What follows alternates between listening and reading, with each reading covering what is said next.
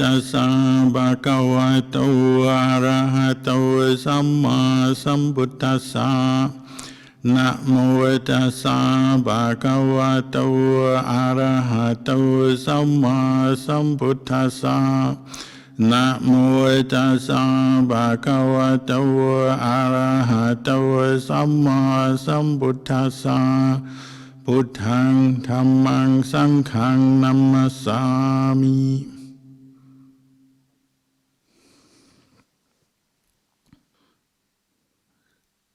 So, good evening to everybody. It's another opportunity to come together to meditate, chant, listen to the Dhamma.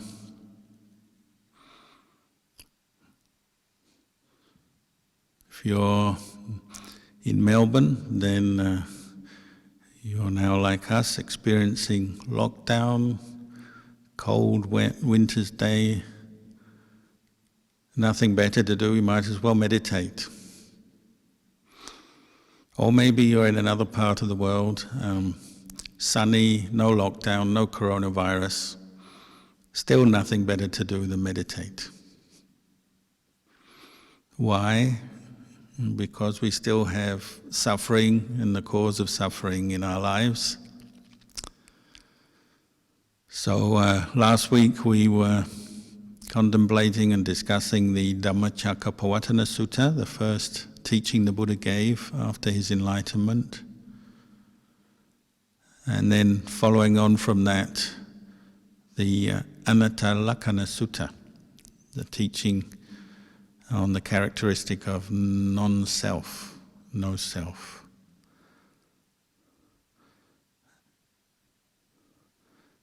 So you might say, when we remember the life story of the Buddha and this particular period in the beginning of his period of teaching as a Buddha, his first range retreat was, you could say, almost like the first vipassana retreat the world has ever known. Sort of set the template for all those subsequent vipassana retreats right down to the present day. And so the Buddha, on that last week, on that occasion, Asalaha Puja, he gave his first teaching. We kind of mapped out the Buddhist model for understanding suffering, how it comes about, what to do about it, how to practice so that we can experience the end of suffering. And he had to clear away some of the wrong views or attachment to wrong views in the minds of his first 5 disciples, who were his friends, who they practiced together for many years previously, but they were a little too attached to the way of asceticism, what we call Atthakila yoga, or way of self-deprivation, thinking that the way to liberate the human mind is through kind of pushing the body to extremes of fasting and going without sleep, holding the breath, thinking that somehow by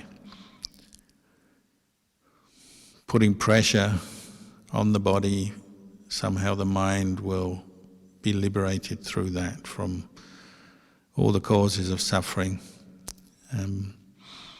They've been attached to that view for a long time, and the Buddha had to deal with that when he was teaching them. So he began his first sermon talking about that, the limitations. But even before then, he talked about something they all agreed on, because they were friends. They all agreed that the way of just hedonism, or we say sensual indulgence, doesn't work either, which is the more normal way probably for human beings, assuming that the more wealth you have, the more pleasant experiences you can find in this world, the happier you'll become, and you may even completely go beyond suffering through that. They all agreed that that is not the way. It's fraught with problems, leads to disappointments, and certainly doesn't lead to the end of suffering. So they agreed on that, so the Buddha discussed that as one wrong way, and then discussed the way of self-deprivation, self-harm as another wrong way that is not going to lead to true peace and happiness. And then he set out the middle way of practice, which has become what we practice as students of the Buddha. And this laid the foundation for the second talk on the characteristic of non-self, where he explained exactly how to completely liberate the mind from all causes for suffering. And he pointed out, really the cause for suffering of a human being is what we call attachment or clinging to body and mind as a self. So when we chant, you'll notice sometimes we chant about the 5 khandhas. And this is the language the Buddha used to describe a human being. We're made up of 5 component parts or 5 groups of experience.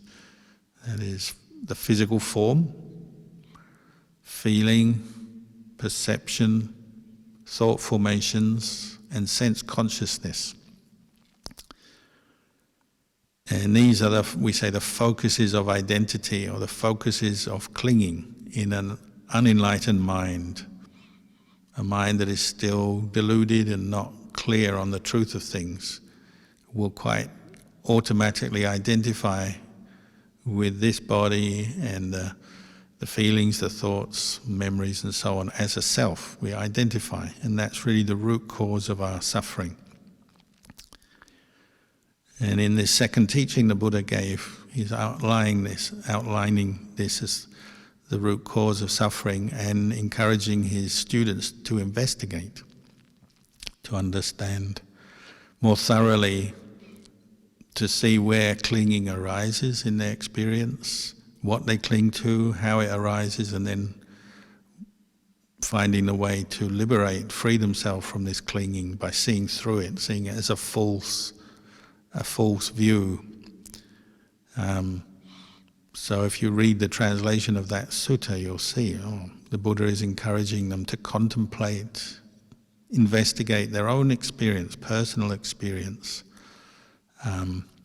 of their own body and mind, because when it comes down to it, as human beings, that's what we can know, isn't it? We can know this body and mind as it is from day to day, from moment to moment through our day, and know it from these different aspects. See the nature of physical form. How do we experience this body? Mainly it's visualizing. We visualize this body, we visualize the body of others, and then we form opinions based on this sense of self. I like it, I don't like it. I like this bit, but I don't like that bit. We would all like our body to be healthier, stronger, younger, better looking. One basis of attachment, the way we cling to these 5 khandhas. We identify with the physical form, and we say we take ownership of it. When you have a sense of self, basically you're saying, I own this, for better or for worse. So when it looks good and feels good, you like it and you want it, you're happy. When things go wrong, you're unhappy. So even just the threat, say coronavirus, don't know where it is, don't know who's got it, already there's stress there, isn't it? Because you have your attachment to your body, and you feel like it could get invaded by some alien force. Coronavirus could actually be invaded by 101 other things as well. But this is the topic of the day, the one that's fashionable, and it is important because it's our current problem. But we also have all kinds of other problems with our physical body, whether there's coronavirus or not. But what the Buddha was pointing out was that it's the clinging to the body that is the problem. So we call them upadana khandhas, the khandhas, these 5 groups that are basis for clinging. And if you cling to something and it's causing you grief, suffering, what's the wise thing to do? When you've seen that it's causing you grief and suffering, you let it go. So this is where we get all these teachings on, what you have to do if you want to end suffering is let go. Ajahn Chah used to say, you let go a little, then you'll suffer a little less. You let go more, you'll suffer even less. If you completely let go, you'll completely be without suffering. And we like that. We like to have nice, easy teachings. So let go, that sounds good. But of course, those first 5 students of the Buddha, he says let go, and it does make sense to them because they know where to let go, what to let go of, how to do it, because they're well trained, well prepared. But someone who's maybe new to Buddhism, new to meditation, you say let go, and maybe they're not quite sure yet what to let go of.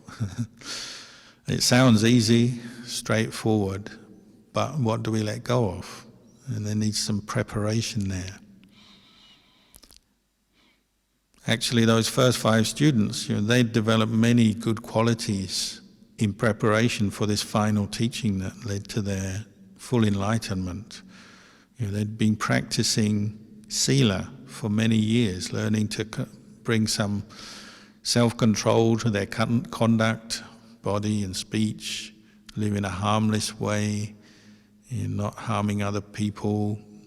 And they'd learned to live as a community, so living together with friendliness, mutual respect, cooperation. So they didn't have any of those kind of normal problems you often see when you have groups of people together, whether it's a family or a workplace or a monastery. If people haven't learned that, you don't need to talk much about letting go of the khandhas. You just learn, your basic problem is how to live together peacefully. That's your first obstacle, isn't it? If you really want to understand about the 5 khandhas and how we cling to them, how to let go of them, you just got to learn to live and cooperate together as human beings on a more basic level first.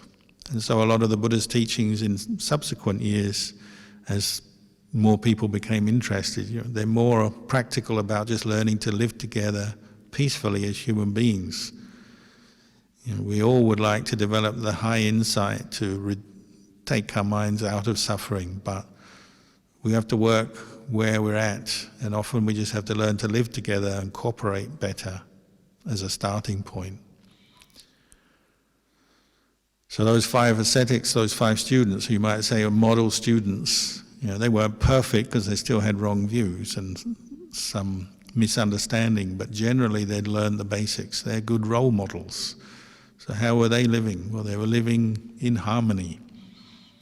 They had created a good environment for their practice. They're living together, supporting each other, forgiving each other, letting go on that level. And that is one level of letting go, isn't it? Just learning to set aside our preferences, our personal desires, at least on that level. They'd done that very well. They had respect for the Buddha, which he gained once he'd given them the first teaching. So that made them willing to listen to him, and he was the Buddha, so he was the wisest and most compassionate of them all. And that allowed him to explain further how to investigate their own experience. So from this background of having learnt to live together peacefully, practice mindfulness, develop states of samadhi, previously their minds were ripe for developing wisdom. And the Buddha taught them vipassana as we know it, learning to investigate this body and mind to see the truth. Vipassana is really just learning to see clearly the way things are in your own body and mind, because it's this body and mind that is the source of our clinging, which is the source of our suffering as human beings. But from understanding this body and mind better, then we can also understand the whole world out there better. And the Buddha had confidence in that because he'd already done it. So he's speaking from a place of knowledge and understanding. And he had the best interests of his students at heart, so he wasn't trying to fool them into thinking he's something that he wasn't. But he was saying, I know the way to, we say, to the deathless. That's one way they describe Nibbana. And, you can do it too if you want, if you listen and you practice in this way. And so he got them questioning their experience, practicing insight meditation, establishing mindfulness on the body, on feelings, perceptions, thought formation, sense consciousness, and in a very thorough, systematic way going through questioning this deluded attachment to body as a self, and saying, is beginning even not even with self, but with the question of, is the body permanent or not? This body that we cling to as a self, as me, mine, myself, is it permanent or temporary? And it doesn't take long to come to the conclusion, well, it's temporary. As human beings, we're born, we live in the world for a period of time, depending on our karma, longer or shorter, healthier or unhealthy. Eventually, we experience aging, sickness, and death. This body is a temporary thing, changing every day. So, reflecting on that, asking questions, this body, is it permanent or is it not? And then going on from that, what is impermanent, because that's the conclusion that they reached. What is impermanent? Is it satisfactory or unsatisfactory? Is it dukkha or is it sukha? Is it painful or pleasure? Is it lasting happiness or is it unsatisfactory in its nature? What is impermanent? And they had to agree, it's impermanent, it's unsatisfactory because it changes on you. As we know, we all want to stay young, look good, feel good, but it doesn't happen that way. We like to praise people who look young when they're old, but that's quite rare, aren't they? Most people age and they don't look younger anymore, they look old. That's the first place we suffer with the body, is the way it looks, and then the way it feels, things go wrong. It's totally unreliable. So what is impermanent is not a reliable, lasting, perfect source of happiness. It's dukkha. Ajahn Chah used to say, you look on this body, it's more like a confidence trickster. All your life you look after it, expecting a lot from it, hoping for the best, but in the end it completely lets you down. Gets old, gets sick and painful, and then dies on you. You put thousands of dollars worth of stuff into this body, food, exercise regimes, diet, clothing, and all kinds of beauty products and healthcare products and all kinds of stuff. And then it just dies on you. Not a very reliable source of happiness.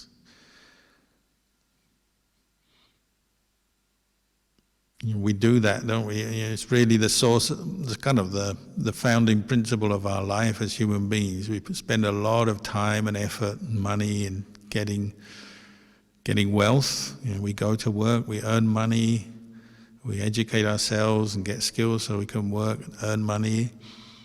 And they pour it all back into this body to make it healthy and pay for things for this body, and then it lets us down. So the Buddha was getting them to just reflect on that in a methodical way, with mindfulness, training their intelligence just to look back at this body in a more detached way, which is the benefit you get from the practice of mindfulness. When your mindfulness is there, you're looking at your experience in a direct, detached way. And that helps us to accept and understand the truth. So the truth of impermanence, unsatisfactoriness of this body is revealed as mindfulness brings clarity and stillness to the body and to the mind, then you can look at it in this objective way and understand it.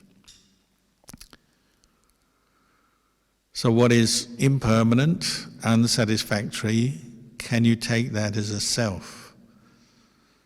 And that's refuting the idea that if something is a self, it must belong to you, be under your control, something you can own and make as you wish if it really belongs to you. So in the conventional, normal sense, yeah, this body is mine, I do what I want with it. But in this deeper sense, the deeper truth, if it's impermanent, unsatisfactory, it's clearly not under your control, not under your ownership. So we say it's not a self in that sense. It's not something that's lasting, perfect, permanent, for you to do with as you wish. It's the difference between a rental property and house ownership. We don't own this house, we don't own this body, we just rent it. It comes together from our mother's womb. We have this great debt to our parents, and then we're fed when we're kids by them, and later we learn to seek out our own food and drink. And as long as things are going well, okay, we have this sense, oh, it's me, it's mine, it's myself. But as it gets weak and old, we give it back to the world. We don't keep it. And we can't stop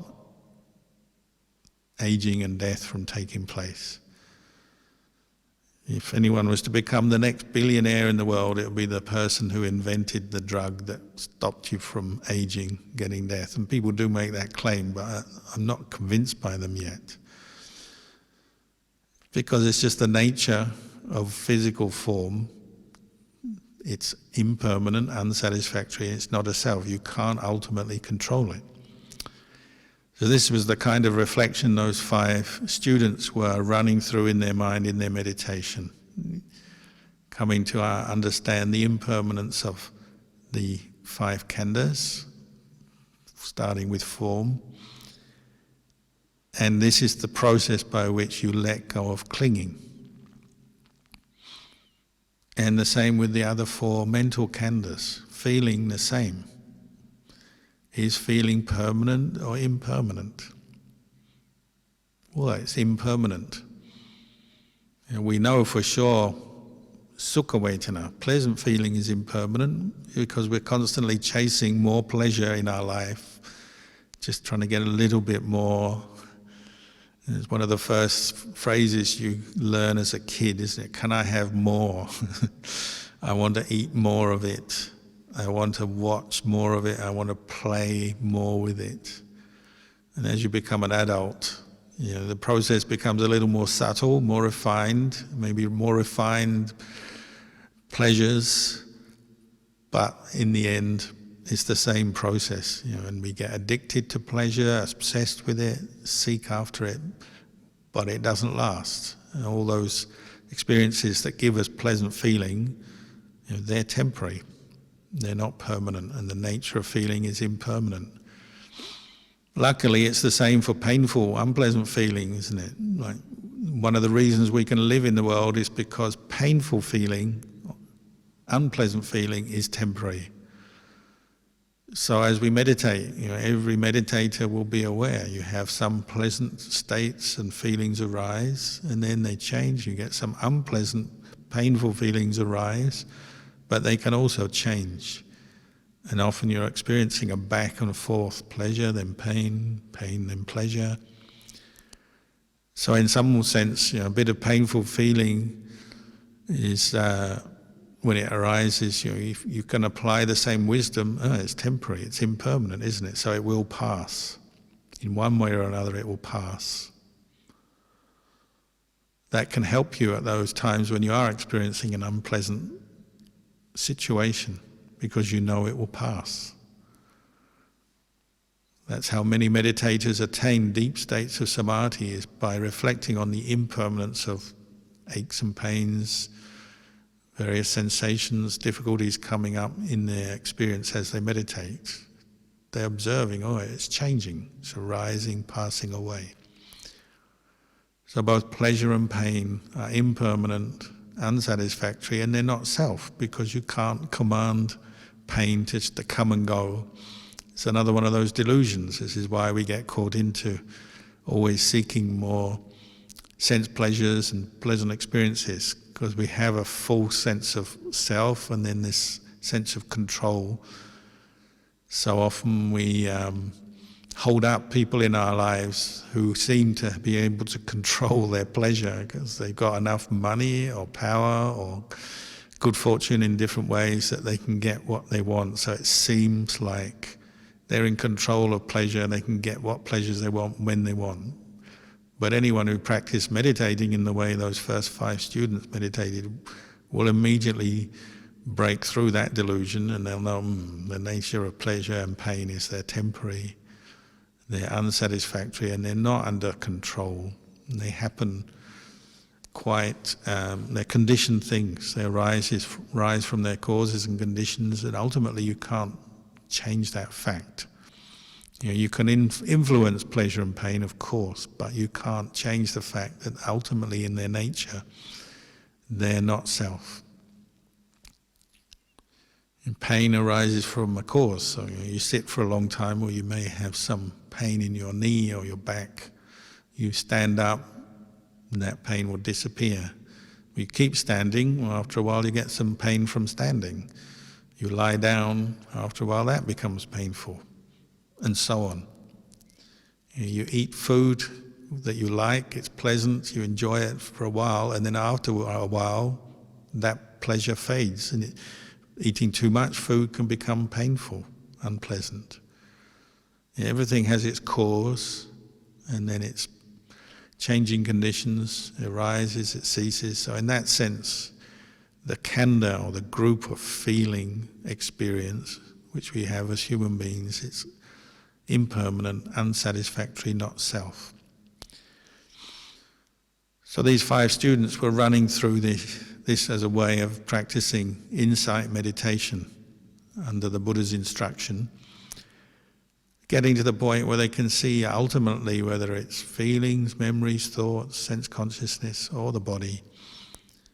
What we take as a human being is made up of these 5 khandhas, and as soon as the mind clings to the khandhas, attaches to them, then we're in for some suffering, because we can't control them, make them the way we want. We can't hold on to thoughts and feelings and memories. We can experience them, but they also go according to their own set of causes and conditions. So this way of reflecting is what brought those 5 students to enlightenment. And we may not yet be on their level of practice, but we can certainly learn a lot from their experience and reflect on our own experience of these khandhas in much the same way. And the Buddha pointed out it's the clinging, the attachment that is the problem.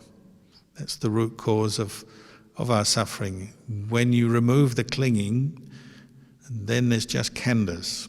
The body is still there, feelings are still there, memories, thoughts, sense consciousness are still there. But when one has had an insight that they are impermanent, unsatisfactory, not self, then it's like the mind starts to separate or take a step back from its old habit of clinging and experiences deep peace, the peace of insight. So this is the highest insight, when the mind completely stops clinging to the khandhas. So Ajahn Chah used to say, when you see the khandhas, this body and mind, that's just body and mind. And no longer invest any sense of self-identity in them. They just become like parts of the world that are still there, they're doing their thing, but the mind of the wise one sees them as they truly are. This is the insight of these 5 students who managed to overcome their clinging. In terms of what went on prior to that, well, there's this whole training they've done. and which we can follow in their footsteps. So you could say, like the Buddha said, everything we do in the practice, whether we're just talking about the practice of learning to live peacefully in the family or the workplace, practicing kindness and compassion in daily life, or we're talking about meditation and deep states of samadhi, or we're talking about insight in the way we've just been talking and discussing. Whatever aspect of the practice you look at, the Buddha said it always has this flavour of letting go and being a causal factor for liberation, or you could even say for nibbana. We say nibbana paccaya hoto. So that could be simply doing a favour for somebody, showing some kindness to somebody. In that moment, if one is mindful and treating that act of kindness, thinking of someone, saying a few kind words, helping someone do a favour for someone, in that moment, if it's that act of kindness is conducted with mindfulness and with, you might say, the bigger picture in mind, then it is a cause for ultimate liberation of mind as well, just as sitting meditation and developing insight is.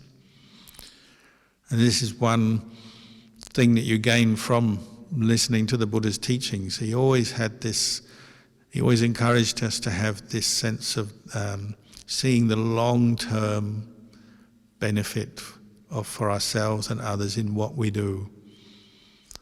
Because sometimes, you practice Buddhism and you hear these sort of comments, say like, some people who are really into meditation will say, well, that person, they love to do dana and charity, they're a generous person, but they never meditate. They only do dana for their practice. Or you hear other people say, oh, they only study the suttas and the commentaries, but they never meditate, and so on. Often we get caught into these very sort of simple generalizations about the practice, but one antidote to this is coming back to that long-term goal. What you're doing is for your long-term benefit and the welfare of yourself and others. And bringing that up maybe as a daily reflection, even though this part of the practice is not the whole practice, it's not everything, but it can be a part of this long-term goal that I have in mind, the ultimate liberation of myself and others, doing that which is for the welfare of myself and others in the long run. Because people are at different stages in their spiritual development. And those 5 students of the Buddha were right at the peak, at the end of their spiritual path, probably for many, many lifetimes, preparing themselves, training, practicing, waiting for that final spark from the Buddha, hearing these 2 talks, the Dhammacakka Sutta and then the Anattalakkana Sutta, and then they become enlightened. And we hear about that, we read about that, and we think, that sounds good. 1 week, straight to enlightenment. I'll take that. If I can get enlightened this week, it'll be good. It'll free me up for the rest of the vasa. I can do a few other things. We all like the idea of instant enlightenment, the shortcut, the quick way. But we have to remember these 5 students have been practicing with the Buddha for many years in a very determined way, and prior to that as well. So they were at the end of their path. We have to accept maybe we're not quite there yet, but still we can make every part of our practice as part of the path that is leading towards liberation. Just as the taste of the ocean, wherever you go in the world, you taste seawater, it tastes salty. Similarly, any part of the Buddhist practice that is conducted with right view and with this goal of letting go of clinging has this taste of liberation to it. So this is why we shouldn't rule out or overlook any part of the path. The practice of generosity is an essential part of the path, and it's a very good part of the path. Sometimes in monasteries we have this saying, oh, somebody who makes a good monk or a nun is somebody who's actually done some dana prior to coming to live in the monastery, because they understand that on that level of letting go. So like in a monastery, in the spiritual life, we're totally dependent on the generosity of lay people for support.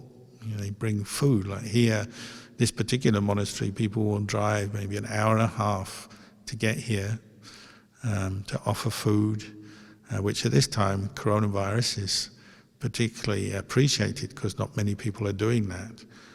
And they stay and they may heat their food up, help clean up the kitchen, and then they go home again. And that whole process might take 4 or 5 hours, including cooking time, maybe more than that. And then obviously there's a financial sacrifice, time sacrifice.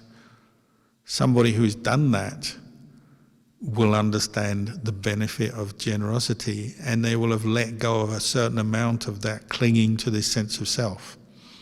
Maybe they let go of some of their stinginess, selfishness. They'll have developed energy, put effort into their practice. And the Buddha actually said, when you practice dana, it's your beginning of the development of wisdom. Because when you're practicing any form of generosity or charity, you're thinking of others as well as yourself. You're thinking of the benefit of others, the long-term welfare of yourself and others when you do an act of dana. We say that when we offer sangha dana in the formal way. I mean, you could say every bit of dana you're doing is sangha dana in the monastery or with sangha, but we always say for the long-term happiness and welfare of us all. That's the verse we say. So one simple act of dana already is a form of letting go of clinging to the body. You could be lying on a beach in Queensland having a nice holiday in the sun, but you said, no, I'm off to the monastery to offer dana. You have to let go of certain desires and attachments to do that, using your body. Or you could be saying, oh, I could spend this money on this body, buying clothes for it, beautifying it, doing something with it, but I'm going to donate it to some charity, not just sangha, it could be another charitable cause. In that moment, you're letting go of self, aren't you? That is a direct cause for your ultimate liberation. So people who have done this, and particularly done it regularly, if they later enter a monastery and become a monastic monk, nun or trainee, they really understand the value of dana. They appreciate the food that they eat because they know what went into it. The financial donations, the skills that are donated, the help that is given.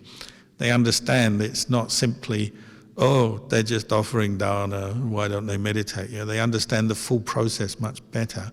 So generally they tend to progress a little better in their practice, because they have this understanding of appreciation of letting go on many levels.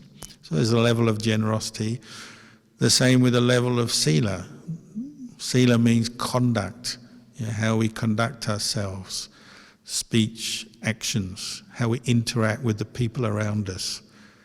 Some people, they go on a vipassana retreat. Ajahn Chah used to talk about this a lot. They go on a vipassana retreat for 10 days, they learn the technique, they meditate, they do all their meditation, and that's good, and maybe they even get some good insight. But then if they go back home and they don't keep precepts and have no interest in that, it's very hard for their practice to progress. It remains kind of in a little bubble of when they're on retreat, maybe they can do some good meditation, hear the talk, do some insight, go home, it all disappears. It just disappears into the stratosphere because there's no continuity. And one of the continuities is developing sila, conduct, wise, virtuous, mindful conduct, harmless conduct.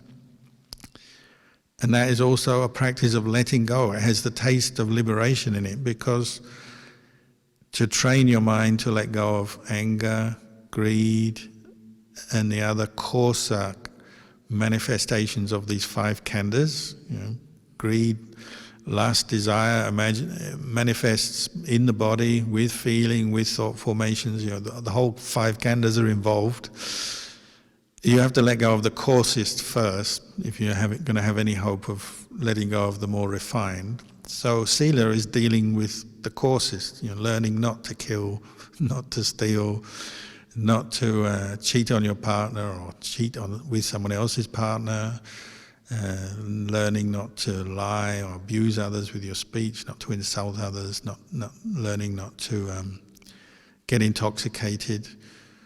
Those are the basics, but really sila is more refined than that, isn't it? It's learning to integrate your meditation practice with your speech, with your actions, in a way that is going to support the environment around you, meaning the social environment around you.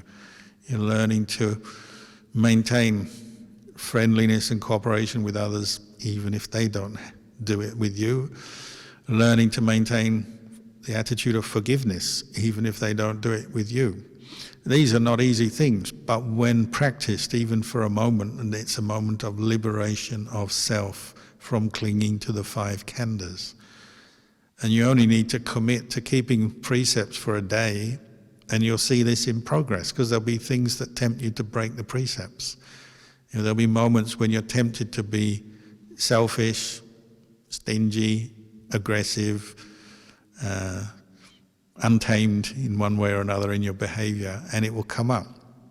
Even in monasteries, you see it every day. Like Luang Por Chah used to talk about when he was a young monk. He said, we're practicing this refined meditation. We're all aiming to get jhana, and we want to get deep insight into not self, so we can free our mind from clinging. But you go to some monasteries, and when it comes time for robe washing day, then there are those monks who help light the fire, chop the wood, because this is how we used to do it in the old days. You chop the firewood and you chop the chips of the jackfruit tree to get little orange chips of wood that are then boiled, and then somebody has to clean it all up at the end. There's those monks who help set it all up, clean it, run it, do it, and then there's those monks who just come in, wash their robes and go away without helping at all. And he used to say, those monks, they probably think they're very smart. They just come in, wash their robes, they don't help at all, they don't set it up, they don't clean up, they go away. They back at their hut, probably having a nice snooze, or maybe doing the higher practice of jhana. But maybe there's still a lot of clinging to self there that they haven't seen. So that is something, you might think, that's not really 5 precepts, is it? But it is, if you look on a more deeper level. Maybe it's just complete failure to recognize how other people have to work for you, help you. It could be in the family life as well. Mum and dad are doing everything. The kids take a few years before they realize that and starting to help out. Or maybe there's one partner who does lots and one who's a bit short-changing the family, not quite pulling their weight. Every family is different, but you can see the dynamics, whether it's in a monastery or in a family or in a workplace. There'll always be somebody who does the least, doesn't seem to care, is not sensitive to others, and are very frustrating to live with. There'll always be those people. They'll have to learn from that. But then there's us. What do we do when we have to be exposed to that? Well, the Buddha said, you still have to maintain your attitude of friendliness, not to give in to your anger, and you have to forgive. So it could be someone who directly hurts you, hurts your feelings, insults you, is aggressive in their behavior. Could be someone who's more sly, they just never do things, but they don't admit it. There's many ways that we hurt each other in group situations, but this is a matter for sila, to become more aware and then develop some skillful ways of letting go in daily life, letting go of the words of other people. So if the people criticize you, you learn to reflect. Is it true, is it not? What are they saying? Maybe it's true, I have to admit it, maybe not. But ultimately, the words of other people are not really the most important thing. They have an effect. They are, have a relationship to you, but ultimately it's your reflection on your khandhas, what you've been doing with your body, your speech, your mind. That's where you have to really look and learn from the experience. So the practice of sila is setting you up for the deeper practice of insight meditation. They go together, hand in hand. You really can't develop deep insight without putting effort into maintaining sila. And the practice of generosity is supporting that as well.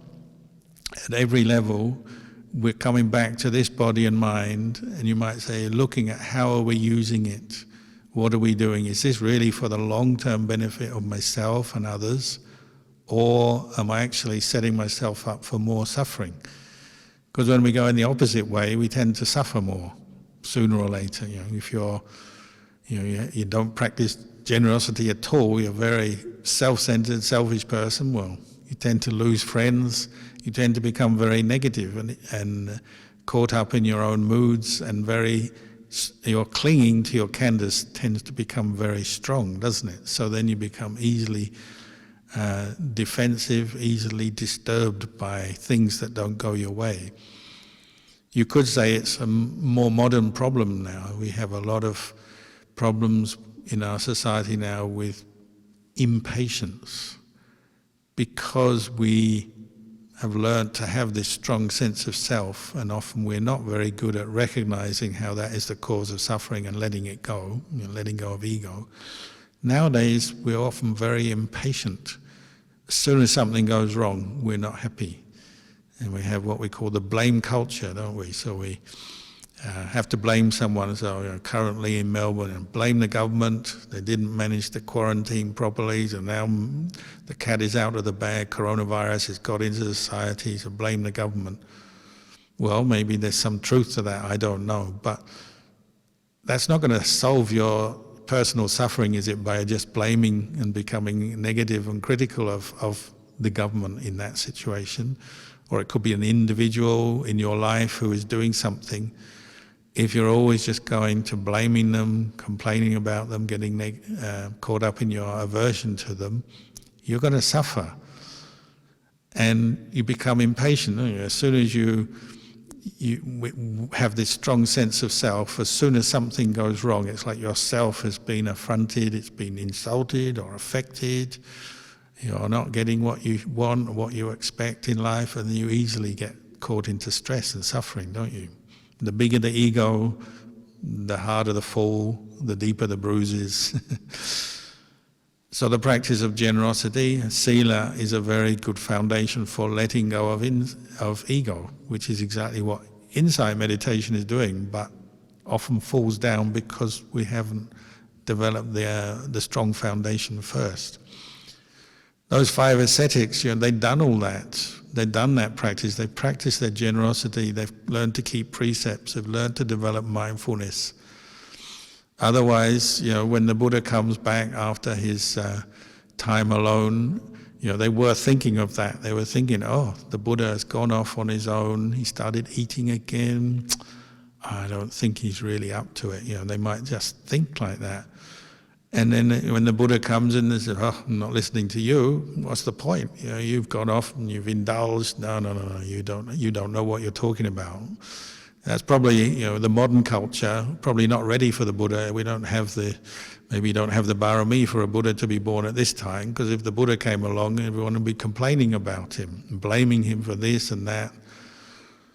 That's the karma we have to deal with. Maybe in our modern culture, we're so impatient, ready to blame, ready to criticize, that we don't have much peace in our mind, even though materially we're quite well off these days. If the 5 ascetics had done that, that was it, isn't it? We wouldn't get the Dhammacakka Sutta, the Anattalakkhana Sutta. That's the end of it. I guess the Buddha would have become a Pacceka Buddha, gone off, just meditated, enjoyed the bliss of his enlightenment, and we'll all be still kind of caught in the mess and the mud, not knowing where to go and what to do. So we can be very grateful that those 5 ascetics weren't caught into the blame culture, and they didn't just complain about this Buddha, as he taught them the truth, even though sometimes the truth is painful, difficult to accept. They were grateful because they realized that this is true. which is what the purpose of the whole practice is, and that common goal they all had. They were seeking truth. And if you're really seeking truth, then you have to put your mind in the right frame of mind. You have to be willing to accept praise and blame, the good and the bad, the advantages, the disadvantages. Look at things from all angles. So that's what they were doing as they practiced their vipassana. It wasn't like they developed a new view that this body is wrong or feelings are bad because sometimes you get pain, sometimes you get pleasure. They weren't just developing a kind of skewed view of the body. They were bringing the mind to a place of centeredness, mindfulness, and then viewing it with from a place of detached awareness, and just being honest and saying, body is impermanent. It changes, it gets old. Feelings are impermanent. You can't hold on to pleasant feelings all day long. Painful feelings come along, but they also change. Perceptions, memories change on you. The way you remember things comes and goes, and after a few years, your memory has changed about events. It's not always that reliable, especially the older you get. Thought formations arise and pass away. The most refined, superior thought you can have is good, you can enjoy it, but then it passes away and it may be replaced by something much coarser, much more unpleasant. That's the nature of thought formations. You don't just have one thought in your mind all day. So the eyes of these 5 students, they're looking at their experience of the world, of this body, this mind, and then from that, the world around them, with the eyes of clarity and a place of mindfulness and wise reflection. Just seeing the way things are. And that gave them insight, meaning becoming tired and turning away from this process of clinging to the khandhas as self, clinging to the world through the khandhas as self, or my world, my view of the world, or viewing these khandhas as me, mine, myself. They were seeing through that now with the eyes of insight. And they could see clearly, if you keep attaching to these khandhas as self, you suffer. Nobody wants to suffer, so let them go. So they became very good at letting go in that time. And then they became enlightened disciples of the Buddha and went on to teach this to others through their skillful action, through their words. And gradually, from then on, the Buddhist teachings started to spread out of India. So it's a teaching of recognizing the true cause of suffering, attachment to this body and mind as self, developing the skills, the way to let it go of the clinging, and thereby changing one's view from a deluded view to a view that is the wise, correct way of viewing things. So maybe for tonight, I'll just give you these words of encouragement and just say this much, and I'll wish you all well.